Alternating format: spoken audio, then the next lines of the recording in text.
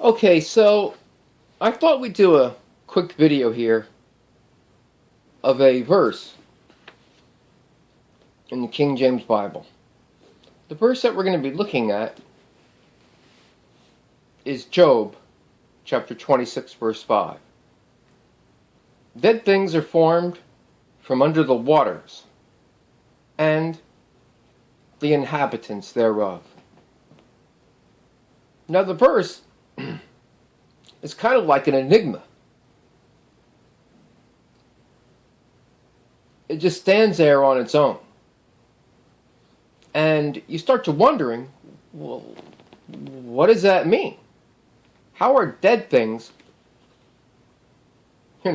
formed from under the waters and the inhabitants thereof?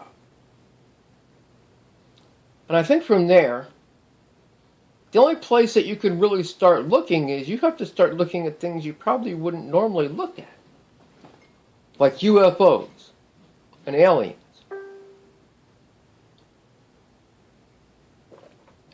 That seems to be the only place that you might find an explanation, because otherwise I don't think there is one. If someone has one, please share. But anyway, what I decided to do in regards to this, to try to unravel it, is to look at two people's works who have looked at this much more deeply than I. One is Dr. Ruckman, and I have his book here, Black is Beautiful, right there. Excuse my horrible camera work, but that's just how it is. Which deals with the color black, aliens, devils, the Gestapos, black cats, black cars.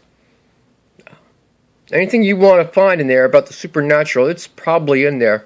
And it's written from a Bible believer's point of view. Okay? So, what I did was, I went to the chapter called The Bottom Line on the UFOs. And in there, point number 8, Dr. Ruckman states, one investigator lists Els, or elders, Oku, and Pryconians. The gray species, type 1, are identified as something little more than machines, like cookies, cut out of one mold, to quote Major Robert Dean, who saw them. The standard picture which you will see of a creature from outer space will not be like E.T. It will be that of a small humanoid with a huge head, a pointed chin, huge black eyes, black is beautiful, with no pupils and no ears.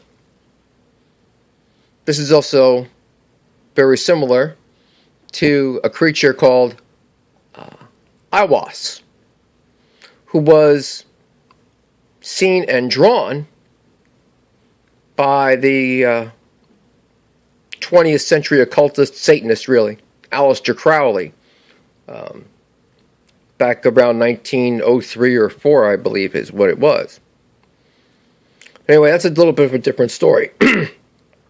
So Dr. Ruckman is basically stating here from other people's works that what these beings, these greys, what are called the greys, are, they are machines, like cookie cutters, robots, so to speak. Okay? That's Dr. Ruckman's take on it, Right. So we'll set that book aside, and we'll take a look at another book. The author here is Jeffrey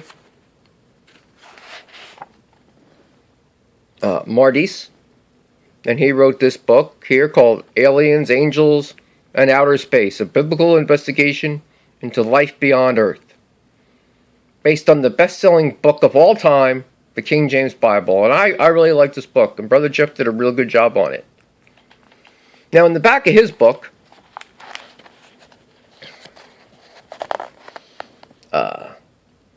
discerning the alien enigma. Over here on page, let's see, page 142. He states here that point 3,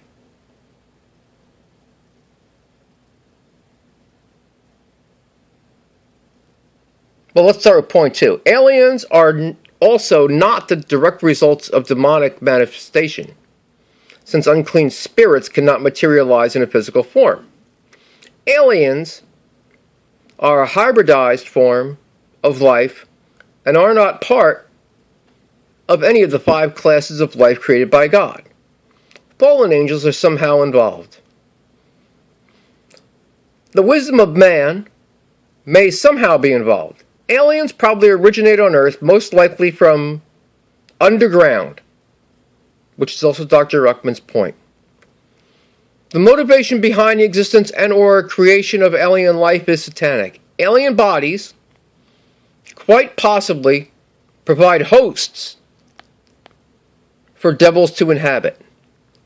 Some aliens may be experimental life forms created by man designed to survive deep space travel, which in turn may also be an attempt by Satan to help mankind ascend to the heavens. Like the hybrid pit locusts of Revelation 9, aliens may also have some sort of angel ruling over them. So he draws a very similar conclusion here, and I agree with it.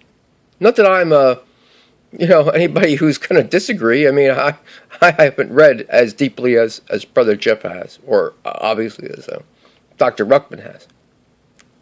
Okay. But these things, in other words, are some sort of life form probably created by fallen angels somehow. And there's a lot of somehow here. There's nothing you can nail down with a hammer, and nail this thing down. You have to, use some common sense and logic here, right? Somehow these beings are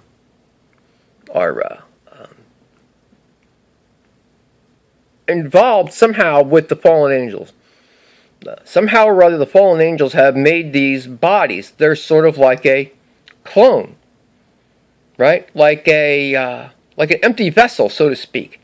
As Dr. Ruckman kind of brings out in his book. They're empty. There's nothing there. So these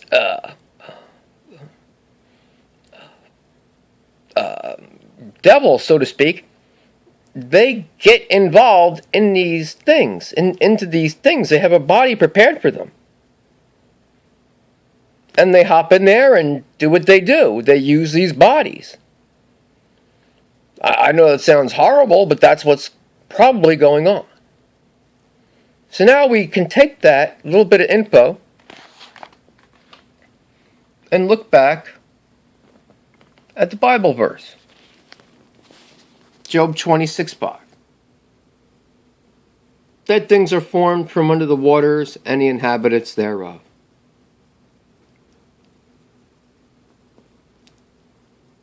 Now, based on the idea that aliens are, the Greys specifically, are just empty vessels, so to speak, that are inhabited by devils, it starts to make sense. They're dead. They're soulless beings. Like Rosemary's Baby. That's what you have here, kind of. You have a being without a soul. They're dead things. And where are they formed? Under the waters. That's where the aliens, so-called aliens, come from. They come from underground. They're under the waters. That's why they're attracted to water. That's why devils are attracted to wet places. Right? You see what I'm saying here? These devils come from the water. They're soulless. It's where they're formed. It's where they're made. You see? So, that's why they gravitate toward water. That's why they're always coming in and out of the water. That's why you find them quite often around water plants and dams and water treatment facilities and things of that nature.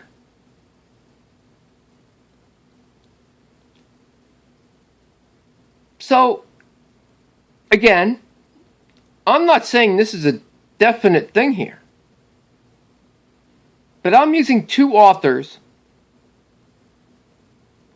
who have looked into this a lot more than I have, right? And they reached a conclusion about the Greys themselves. That basically what they are empty beings. They're sort of like a husk. There's nothing to them. And they are used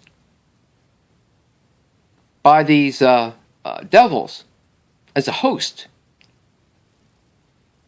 to travel around in.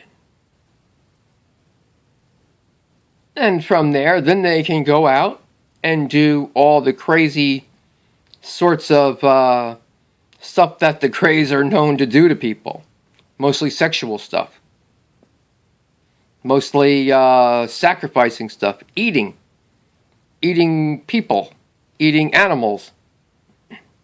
It's what they're into. So they're dead things. They're dead.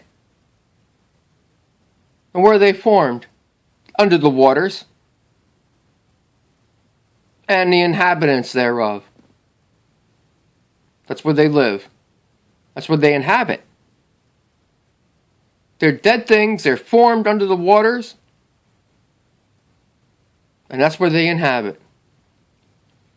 All right? And I apologize for the kind of sloppy camera work, but I'm just using my phone. I don't have high-tech equipment here, and I really don't know how to do all the high-tech stuff that one should do. I'm just presenting an idea to you. And hope you comment and let me know if you have any other ideas. All right, thanks.